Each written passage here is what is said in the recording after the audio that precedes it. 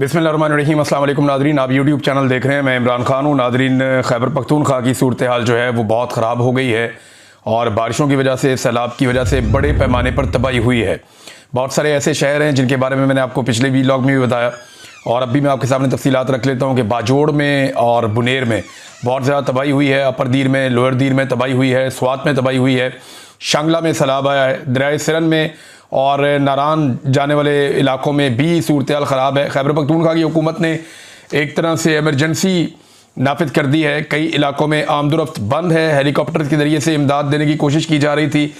एक हेलीकॉप्टर तबाह भी हुआ है और अब तक की इतला के मुताबिक बड़े अफसोसनाक वाक़यात में 250 से ज़ायद जो लोग हैं वो जाँ बहक हो गए हैं। ये कुदरती आफत है। पाकिस्तान एक क्लाइमेट चेंज का शिकार मुल्क है और यहाँ पे बड़ी एफर्ट की ज़रूरत है अगर हमने वापस अपने क्लाइमेट को ठीक करना है। इन पहाड़ी इलाकों पे बहुत बड़ी तबाही आ रही है, बार बार सैलाब आ रहा है और हम हर चंद साल के बाद अब सैलाब विटनेस करते हैं। इस मरतबा जो है वो डीर के इलाके में, शांगला के इलाके में, बुनेर के इलाके में बहुत बड़ी तबाही आई है। एक ऐसा गाँव है जहाँ पर 80 के करीब घर गिर गए हैं और मैं एक बाचा खान साहब हैं, उनकी मैं देख रहा था वीडियो। उनकी फैमिली के 20 लोग जाँ बहक हो गए हैं। उनके लिए बड़ी तकलीफ़ की घड़ी है। हमारी नेक तमन्नाएं उनके साथ हैं। 250 कीमती जाने गई हैं। बहुत सारे लोग अपने प्यारों को तलाश कर रहे हैं। कई लोगों के बारे में भी पता नहीं है। सैलाब का पानी जो है वो अभी नहीं रुक रहा और बारिशें हो रही हैं, साथ साथ जो है वो सैलाब का पानी बहता चला जा रहा है। अब मैदानी इलाकों में क्या सूरत हाल बनेगी इसके बारे में अभी कुछ कहा नहीं जा सकता, लेकिन एमरजेंसी नाफिज की गई है और फौरी तौर पर सूबाई हुकूमत ने ये अहकामात जारी किए हैं कि कोई भी ऑफिसर अपना ज़िला या अपना इलाका नहीं छोड़ेगा बगैर पेशगी इतला के या इजाज़त लिए बगैर। तमाम लोग अपनी ड्यूटीज़ पे मौजूद रहेंगे। एमरजेंसी का नफाज किया गया है और दूसरी जानिब फ़ौज ने अपनी एक दिन की तनख्वाह जो है वो मुतासिरीन सैलाब को देने का ऐलान किया है और साथ में जो फ़ौज मौजूद है खैबर पख्तूनख्वा में, उनके लिए भी हुक्म दिया गया है वो इमदादी कामों में हिस्सा लें। पुलिस क्या तो फ़ौज क्या, NDMA, PDMA, जितने भी महकमे हैं, ज़िले हुकूमतें, रेस्क्यू की जो सर्विसेज हैं, उन तमाम को भरपूर हिस्सा लेना होगा इमदादी सरगर्मियों में। और साथ ही साथ जो शहरी हैं उन्हें भी, जिनकी सबसे बड़ी जो फोर्स होती है वो मकामी अफराद होते हैं। जब भी कोई कुदरती आफत आती है तो उसमें जो सबसे बड़ी फोर्स जो सबसे ज़्यादा इमदादी कार्रवाइयाँ करती है, बाकी सारे इदारे और डिपार्टमेंट मिल के मैक्सिमम 25% का फ़र्क डाल सकते हैं या 30% का। ज़्यादा जो इमदादी सरगर्मियाँ होती हैं और उनके अंदर जो लोग हिस्सा लेते हैं वो मकामी लोग होते हैं, क्योंकि उनके सर्वाइवल का मामला है तो उन्हें हिम्मत करनी पड़ेगी। उनकी हिम्मत बंधाने के लिए पूरे पाकिस्तान को उनका साथ देना पड़ेगा। उन्हें बहुत सारे वसाइल चाहिए होंगे। मेरी लोगों के बाद जो अनाज जमा था, जो खुराक जमा थी, वो भी अब उस तरह मौजूद नहीं है। लोगों के सर पर छत मौजूद नहीं है। बड़ी तादाद में अब खैमे चाहिए होंगे लोगों को। खैमों के साथ साथ लोगों को खुराक का बंदोबस्त करना होगा। सूबाई और वफाकी हुकूमत की जिम्मेदारी बहुत ज़्यादा बढ़ जाती है। मरियम नवाज़ ने गंडापुर साहब से रब्ता किया, बड़ी अच्छी बात है। उन्होंने कहा यकीन दहानी करवाते हैं कि हर मुमकिन मदद हम करेंगे। ये बड़ी पॉजिटिव साइड है। और देखें, इस तरह के मौक़ों के ऊपर आप सियासत को और बाकी चीज़ों को साइड पर रख देते हैं। बेशक मरियम नवाज़ की हुकूमत जो है वो एक जाली हुकूमत है और वो वज़ीर आला नहीं है। यहाँ पे होना तो ये चाहिए था, जिनकी हुकूमत है मैंडेट वाली हुकूमत होती, पाकिस्तान तहरीक इंसाफ का वज़ीर आला फ़ोन करता अली गंडापुर को, या जो वज़ीर आज़म है वो तहरीक इंसाफ का मौजूद होता और वो कहता कि जनाब हम यहाँ पे पूरा काम करेंगे खैबर पख्तूनख्वा में। लेकिन जो जाली लोग बिठाए गए हैं, रियासत उनके कंट्रोल में है। अब ये रियासत की रिस्पॉन्सिबिलिटी है कि फौरी तौर पर जो है वो खैबर पख्तूनख्वा में जितने भी लोग मुतासिर हुए हैं उनकी मदद की जाए। वफाक को फौरी तौर पर खैबर पख्तूनख्वा के जो वाजिबात हैं वो अदा करने चाहिए ताकि वो अपने शहरियों के तहफ़्फ़ुज़ में और उनकी मदद में भरपूर तरीके से फ़ंड्स को खर्च कर सके। ना सिर्फ खैबर पख्तूनख्वा की गवर्नमेंट को अपने फ़ंड खर्च करने चाहिए, बल्कि वफाक को वो फ़ंड्स जो खैबर पख्तूनख्वा को देने हैं और वाजिबुल अदा है वो फ़ंड्स फौरी तौर पे अदा करने चाहिए ताकि भरपूर इमदादी कामों में ये पैसा काम आ सके। जो पैसा आपके मुश्किल वक्त में काम ना आए उसका क्या फ़ायदा। अब ये बेहतरीन वक्त है कि खैबर पख्तूनख्वा की हुकूमत को उसका पैसा लौटा दिया जाए ताकि वो इमदादी कामों में उस पैसे को लगा सके। अपनी अलग अलग 1-1.5 इंच की मस्जिद बनाने की बजाय यहाँ पे बेहतर ये है कि तमाम इदारे एक कोऑर्डिनेशन के तहत काम करें। सूबाई हुकूमत जो है वो सबको कमांड करे और सबके साथ मिलकर काम करे और साथ ही साथ जो है वो ज़िले हुकूमतें इसमें बहुत इंपॉर्टेंट रोल प्ले करती हैं।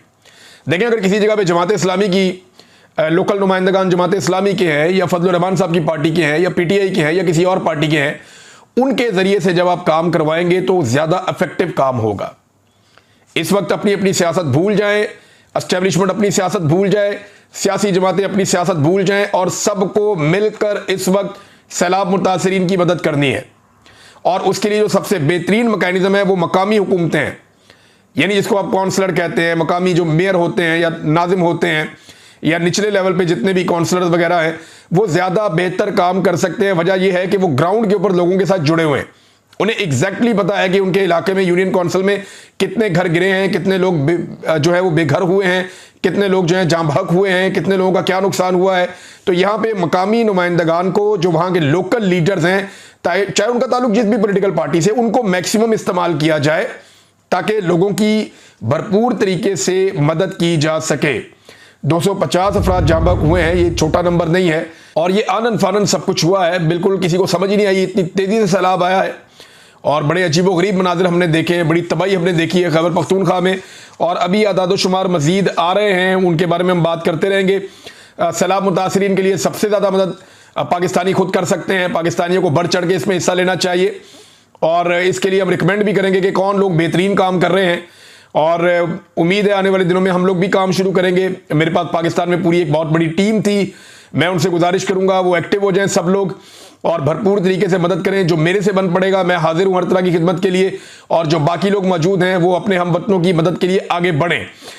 नादरीन, ये सैलाब की सूरत हाल है, इस पर आपको अपडेट भी करते रहेंगे, चीज़ें आपको बताते रहेंगे। बैनुल-अक़वामी सतह पे एक बहुत बड़ी खबर है, ट्रंप की पुतिन से मुलाकात, ये आलमी मंजरनामे में इस वक्त की सबसे बड़ी खबर है। दो सुपर पावरें, जो बहुत बड़े दो ताकतें हैं दुनिया की, उनके सरबराह आपस में मिले हैं। कैसे मिले ये मैं आपको वीलॉग में आगे चल के बताता हूं, लेकिन पाकिस्तान के अंदर एक नया बयानिया लॉन्च हो रहा है। मुझे कुछ बड़े जिम्मेदार लोगों ने यह बताया कि अब हमें बुलवाया जाता है और बुलाकर हमें एस्टेब्लिशमेंट की जानिब से ये कहा जाता है कि कायद-ए-आज़म मोहम्मद अली जिन्ना ने या माजी में जो पाकिस्तान के लीडरान थे, उन्होंने जो मौक़िफ़ रखा आलमी इशूज़ के ऊपर, ख़ासतौर पर वो कश्मीर की और फ़लस्तीन की और दीगर कुछ और इशूज़ हैं उन पर बात करते हैं और इशारों में बात करते हैं, बाज़ लोगों के साथ खुलकर बात करते हैं कि 70 साल की पॉलिसी इस वक्त नहीं चल सकती। 70 से 80 साल पुराने नज़रियात और जो पॉलिसीज़ हैं वो उस दौर के मुताबिक ठीक थे, अब दौर बदल चुका है। वो कहते ये हैं कि जनाब जदीद दौर आ गया, सूरत हाल तब्दील हो गई है, लिहाजा अब एक नई पॉलिसी के साथ पाकिस्तान को चलाना पड़ेगा और इसके लिए ग्राउंड बनानी शुरू की जा रही है। जो इंटेलेक्चुअल्स हैं उन्हें बुलाया जा रहा है, जो मुख्तलिफ तज्ज़ियाकार हैं, कॉलम निगार हैं, इस किस्म के लोग हैं, उनको बुलाकर ब्रीफिंग दी जा रही है कि जदीद दौर है, हमें माजी के चंद उसूलों को बदलना पड़ेगा। वो उसूल जो बानियाने पाकिस्तान के साथ जाकर मिलते हैं, जिन लोगों ने पाकिस्तान बनाया, ख़ासतौर पर कायद-ए-आज़म मोहम्मद अली जिन्ना, उनके उसूलों को भी छोड़ना पड़ेगा। और आपको पता है इब्राहिम कार्ड के तहत अब ये चाहता है डोनाल्ड ट्रंप के पाकिस्तान इसराइल को तस्लीम करे, और उसमें पाकिस्तान के मौक़िफ़ में एक लचक आई है। लचक पाकिस्तान के मौक़िफ़ में ये आई है कि पाकिस्तान 2 स्टेट जो है वो सलूशन की तरफ जाना चाहता है कि इसराइल को भी बाकायदा एक मुल्क बनाया जाए और कुछ इलाके उन्हें दिए जाएं, और फ़लस्तीन को भी बाकायदा एक मुल्क बनाया जाए और कुछ इलाके उनको दिए जाएं। पाकिस्तान का मौक़िफ़ पहले बड़ा सख्त रहा है कि ये सारे जो मकबूजा इलाके हैं ये फ़लस्तीनियों की मलकियत है, फ़लस्तीनियों को उनकी होमलैंड वापस दी जाए। लेकिन अब पाकिस्तान का मौक़िफ़ थोड़ा थोड़ा ट्विस्ट कर रहा है और आने वाले दिनों में आप ये चीज़ें देखेंगे, क्योंकि इस बयानिए के ऊपर काम हो रहा है। ये बयानिया लॉन्च किया गया है इस्लामाबाद की बैठकों में, रावलपिंडी की बैठकों में और मुख्तलिफ जगहों पे पाकिस्तान में इसके ऊपर बातचीत हो रही है। और जिन लोगों से बातचीत हुई है उन्होंने मुझे बताया, और मैं बराह रास्त इसके बारे में बहुत कुछ जानता हूँ। आने वाले दिनों में ये चीज़ें हम आपके सामने रखेंगे। नादरीन, बयानिया जो भी बनाया जाए, उस बयानिए में एक चीज़ जो है वो रुकावट रहती है, वो इमरान खान है, और इस रुकावट को दूर करने के लिए एस्टेब्लिशमेंट ने पूरी कोशिश की है, लेकिन ये रुकावट दूर हो नहीं रही। आज मैं एक वीडियो देख रहा था, ये यौम आज़ादी के सिलसिले में एक तकरीब रखी गई थी, उसमें एक बच्चा है छोटा सा, और वो तकरीर कर रहा था, बड़े शौक से सब लोग सुन रहे थे कि अचानक से वो बच्चे ने जो है ना वो इमरान खान जिंदाबाद के नारे लगाना शुरू कर दिए, और जो स्टेज के ऊपर मुंतजिम मौजूद था उसकी दौड़े लग गई। वो भाग कर आया और बच्चे से माइक छीनने की उसने कोशिश की और उसके बाद वीडियो कट हो गई। अब सूरत हाल नादरीन ये है कि इमरान खान जिंदाबाद का नारा भी नहीं लगाया जा सकता, लेकिन बच्चे तो मन के सच्चे होते हैं और बच्चे ये जानते हैं कि सूरत हाल किस तरफ जा रही है। अब इस बच्चे को भी गालियां दे रहे हैं सोशल मीडिया के ऊपर जो एस्टेब्लिशमेंट के टाउट्स हैं या कुछ सहाफ़ी हैं। ताकि मुझे बड़ी हैरत हुई कि इस तरह की गंदी ज़बान जो है वो सहाफ़ी कैसे इस्तेमाल कर सकते हैं। भाई एक छोटा बच्चा है, अगर उसने इमरान खान जिंदाबाद का नारा लगा दिया तो इससे क्या फ़र्क पड़ता है। पाकिस्तान में जमहूरियत है, कोई भी शख्स कोई भी नारा लगा सकता है, और अगर उसने ये नारा लगाया है तो ये इसकी चॉइस है, उसको ये इजाज़त दी जाए। आप क्या साबित करना चाहते हैं कि आप इस मुल्क में किसी बच्चे को भी बोलने की इजाज़त नहीं देंगे? क्या मुकम्मल तौर पे फिरौनियत लागू कर दी गई है इस मुल्क पे? ये बच्चे की जो आवाज़ है और बच्चे ने जो बात की है उससे ये आपको समझ जाना चाहिए कि चीज़ें आपके कंट्रोल से बाहर है और एस्टेब्लिशमेंट जितनी जल्दी इस गंदी सियासत से अपने आप को बाहर निकाल लेगी उतना ही एस्टेब्लिशमेंट के लिए बेहतर होगा। मियां नवाज शरीफ साहब आज अगर अपने उसूलों के ऊपर वापस आने की कोशिश करें, अव्वल तो उनके शुरू से उसूल रही कोई नहीं, लेकिन जो उसूल उन्होंने आज से 2 साल पहले 3 साल पहले जब वो अपोजिशन में थे उन्होंने कुछ उसूल बनाए थे कौम को दिखाने के लिए सही, लेकिन मियां साहब आज भी वोट को इज्जत दो के बयानिए पे वापस आए तो मेरे समेत सारे पाकिस्तानी या वो लोग जो जमहूरियत पसंद है वो उन्हें सपोर्ट करेंगे कि ठीक है मियां साहब आए आप वापस, आप बैठे, आप इमरान खान साहब के साथ बैठे, बाकी लोगों के साथ बैठे और अपनी गलती तस्लीम करें, इस हुकूमत को छोड़ें, फ्री एंड फेयर इलेक्शन करवाएं और एक नया मिसाक जमहूरियत करें जिसमें एस्टेब्लिशमेंट को हमेशा के लिए सियासत से बाहर निकालकर फेंक दिया जाए। अब पिछले मिसाक जमहूरियत का आप लोगों ने जो हाल किया, यानी इमरान खान साहब को तो हुकूमत 2018 में आकर मिली ना, आपने तो पिछले मिसाक जमहूरियत को पहले ही तबाह कर दिया था जब आप काला कोट पहनकर अदालत में चले गए थे, जब आपने जबरदस्ती अदालत के जरिए से गिलानी को बाहर निकलवाया था, जब आपने धांधली करके 2013 में एस्टेब्लिशमेंट के साथ मिलकर हुकूमत बनाई थी, तो ये सारा कुछ आपने चार्टर ऑफ डेमोक्रेसी को आपने पहले ही तबाह कर दिया था। आप किसी और को ब्लेम नहीं कर सकते। आज आप लोगों की जिम्मेदारी है, रवायती सियासी जमातें हैं, इमरान खान साहब को आप लोगों को मनाना पड़ेगा और इमरान खान साहब जो हैं वो ये कई मरतबा कह चुके हैं कि पाकिस्तान की खातिर मैं दिल बड़ा करने के लिए तैयार हूं, मुझे अपने किसी मामले का बदला नहीं लेना, लेकिन पाकिस्तान को अगर आगे बढ़ना है तो एस्टेब्लिशमेंट की बेसाखियों के बगैर आगे बढ़ना होगा। हाँ, एस्टेब्लिशमेंट का जो किरदार है, जो काम है वो उनसे लिया जाए और जो उनको ड्यूटी दी जाए वो ड्यूटी पूरी करें, लेकिन ये वो मुल्क नहीं चला सकते, मुल्क की तकदीर के फैसले वो नहीं कर सकते, इस मामले को खत्म करना पड़ेगा।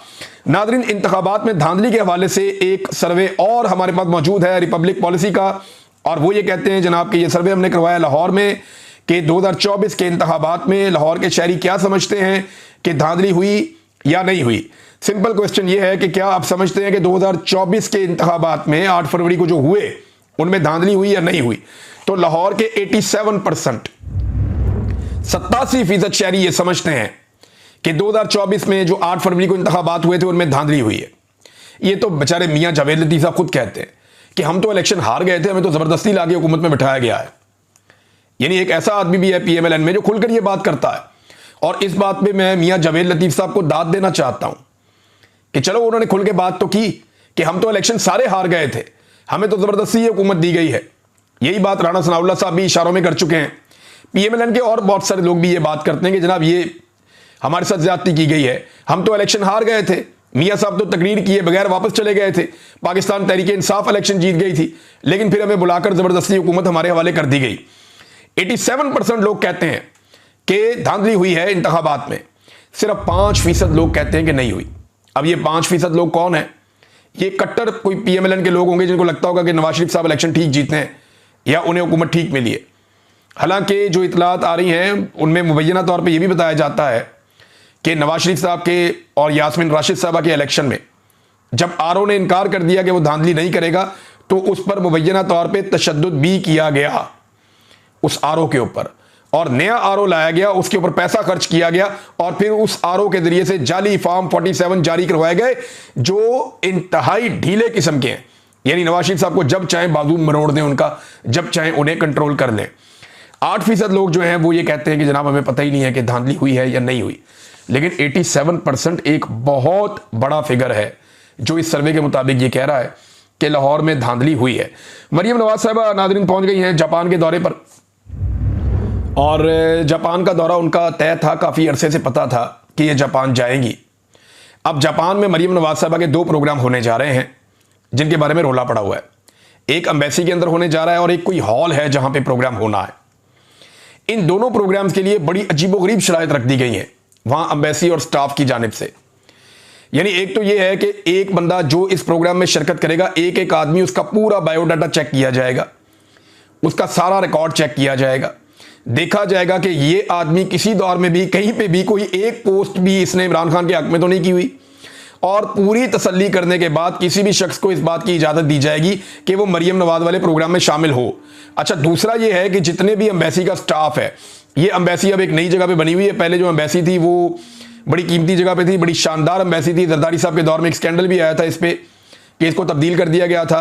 अब इनके घर भी अंदर ही है, जो एम्बेसी का स्टाफ है उनके घर भी अंदर ही है, और कुछ इत्तलात ये हैं कि जो एम्बेसी का स्टाफ है उनके लोगों को नए कपड़े पहना के और उनके साथ जो उनकी फैमिली के लोग हैं उनको बिठाया जाएगा मरियम नवाज के सामने, ताकि कोई शख्स कोई हरकत ना कर सके, कोई नारा ना लगे। एक शर्त यह रखी गई है कि कोई भी अपना मोबाइल फोन या कोई ऐसी डिवाइस नहीं लेकर आएगा जिससे रिकॉर्डिंग हो सके कि मरियम नवाज ने क्या कहा और सामने लोगों ने क्या कहा। इतने खौफ के आलम में ये लोग जापान के अंदर प्रोग्राम करने जा रहे हैं। और एक अजीबोगरीब बात आपको मैं बताता हूं, अभी तक जापान में किसी को नहीं पता कि वो हॉल कहां पे है जहां पे ये प्रोग्राम होना है। PMLN के लोगों से पूछा गया कि क्या आप जानते हैं कि मरियम नवाज ने जो एक प्रोग्राम करना है जापान में, जापान के अंदर जो ओवरसीज जापानी है, पाकिस्तानी शहरी जो ओवरसीज वहां रहते हैं जापान के अंदर, जो मरियम नवाज ने एक प्रोग्राम करना है वो हॉल कहां पे है जहां ये प्रोग्राम होना है। तो उन सब ने इनकार किया, उन्होंने कहा जी हमें भी नहीं बताया गया, यानी हमें अचानक बताया जाएगा, हम उस हॉल में पहुंचेंगे या कहीं से हमें इकट्ठा करके उस हॉल में ले जाया जाएगा। और कुछ बंदे पाकिस्तान से भी जापान पहुंचाए गए हैं, ये भी मैं आपको बता दूं। कुछ लोग जो है पाकिस्तान से जापान पहुंचाए गए हैं जिन्हें ओवरसीज पाकिस्तानी बनाकर मरियम नवाज के सामने बिठाया जाएगा।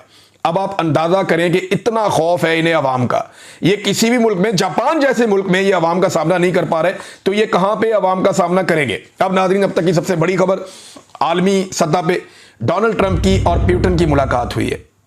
और प्यूटन जब पहुंचे डोनाल्ड ट्रंप को मिलने के लिए, तो ये मुलाकात एक्चुअली जो टॉक्स होने जा रही हैं रशिया की और यूक्रेन की लड़ाई के हवाले से, ये उस हवाले से प्यूटन पहुंचा अमेरिका में, अलास्का, और साथ ही जो है वो भी आ रहा है, ज़ेलेंस्की भी आ रहा है मुलाकात करने के लिए, जो यूक्रेन का प्रेसिडेंट है। तो इन दोनों के बीच में ये मुलाकात होनी है। अब प्यूटन जब पहुंचा तो मैं थोड़ा सा मंजरकुशी आपके सामने कर दूं। डोनाल्ड ट्रंप खुद रनवे के ऊपर मौजूद था प्यूटन को रिसीव करने के लिए, और खासा चौड़ा वो एक रेड कारपेट है जिसके ऊपर डोनाल्ड ट्रंप मौजूद था। अब पता नहीं इन्होंने जानबूझकर किया या ये पॉलिसी है, जिस कारपेट को बिछाया गया प्यूटन के जहाज तक वो बहुत बारीक था, यानी वहां गलती की गुंजाइश बिल्कुल नहीं थी। जब आप जहाज से उतरते हैं तो आपको थोड़ा सा सिकनेस होती है ना जहाज से उतरने की। आप जहाज से उतरे हैं, अगर आप लोगों ने जहाज में ट्रेवल किया तो जब आप उतरते हैं तो थोड़ा सा आप उतने नॉर्मल नहीं होते जितने आप जमीन के ऊपर ट्रेवल करते हुए होते हैं। अगर आप गाड़ी में भी लंबा सफर करके जाएं तो आप जब उतरते हैं तो आपको 1 आधा 2 मिनट लगते हैं पूरी तरह से नॉर्मल होने में। अब ये जहाज से उतरते हैं, बिल्कुल बारीक कारपेट है, इसके ऊपर तो कैट वॉक ही करनी थी, लेकिन प्यूटन के ऊपर भी शाबाश है, वो उस कारपेट के ऊपर ऐसा बैलेंस जबरदस्त तरीके से चलकर आया, पूरा कॉन्फिडेंट वॉक की उन्होंने। और डोनाल्ड ट्रंप ने बाकायदा क्लैपिंग की पहले, और फिर पहले हाथ बढ़ाया प्यूटन से मिलने के लिए, और प्यूटन ने आकर डोनाल्ड ट्रंप से हाथ मिलाया। डोनाल्ड ट्रंप का जो एक तरीका है कि वो दूसरे का हाथ खींच के अपनी बगल में यहाँ लेकर आते हैं और उसको झटका झुटका देने की कोशिश करते हैं, लेकिन प्यूटन ने बड़ी मजबूती से डोनाल्ड ट्रंप को हैंडल किया और बड़े कॉन्फिडेंटली दोनों ने वहां पे खड़े होकर बात की।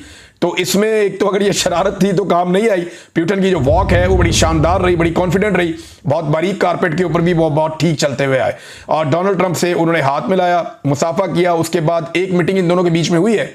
डोनाल्ड ट्रंप से जब पूछा गया कि मीटिंग कैसी रही तो आप कितने नंबर देंगे, तो डोनाल्ड ट्रंप ने कहा कि 10 आउट ऑफ 10, यानी मैं इसको 10 में से 10 नंबर दूंगा। मेरी बड़ी पॉजिटिव और अच्छी मुलाकात हुई है प्यूटन से, लेकिन उन्होंने 2 चीजें बोली। उन्होंने कहा ही इज अ स्ट्रॉन्ग गाय, ये एक बड़ा मजबूत आदमी है। दूसरा, टफ एज हेल, ये बहुत ही टफ आदमी है, यानी इसको डील करना इतना आसान नहीं है, लेकिन मैं इस मुलाकात को पॉजिटिव कहूंगा। अब मुख्तलिफ मीडिया हाउसेज जो हैं वो अलग अलग रिपोर्ट कर रहे हैं। फॉक्स न्यूज रिपोर्ट कर रहा है जी बड़ी जबरदस्त मुलाकात हुई, इसका आउटकम बहुत अच्छा होगा। जब डोनाल्ड ट्रंप भी इससे उम्मीद लगाकर बैठे कि आउटकम अच्छा होगा। डोनाल्ड ट्रंप की यह खूबी है कि जिससे भी वो मुलाकात करता है उसकी तारीफ करता है। डोनाल्ड ट्रंप का ये तरीकाकार है, बहुत कम वो ऐसा करता है जैसा ज़ेलेंस्की के साथ उसने किया। वो एक बिजनेसमैन है ना, तो वो जानता है कि किसी चीज को जिससे आपने हासिल करना होता है तो उसको थोड़ी सी आपने ढील देनी होती है। तो उसने बड़ा पॉजिटिव जेस्चर दिया है और डोनाल्ड ट्रंप इतना पॉजिटिव रहा कि अब जो अगली मुलाकात होने जा रही है, जो एक टॉक्स का सेशन होने जा रहा है प्यूटन और ज़ेलेंस्की के बीच में, यानी यूक्रेन और रशिया के बीच में, उसमें डोनाल्ड ट्रंप को दावत दी गई है कि आप भी आएं और आकर उसको ज्वाइन करें। तो डोनाल्ड ट्रंप ने यह भी कह दिया कि मैं आऊंगा और ज्वाइन करूंगा। तो उम्मीद है कि यह जंग रुक जाए जो रशिया और यूक्रेन के बीच में गुज़िश्ता 3 सालों से हो रही है। अच्छा, इसमें एक चीज और भी है, 3.5 साल हो गए हैं। इसमें एक चीज यह है कि रशिया ने यह वाली टॉक्स शुरू होने से पहले बड़े जोरदार तरीके से अटैक किया और 10 किलोमीटर वो घुस गए, यानी जो उनका डिफेंस था उसको ब्रेक कर दिया। यूक्रेन के डिफेंस को ब्रेक करते हुए रशियन फौजी 10 किलोमीटर अंदर तक गए हैं एक दिन पहले, और उसके बाद अब आया प्यूटन मिलने के लिए।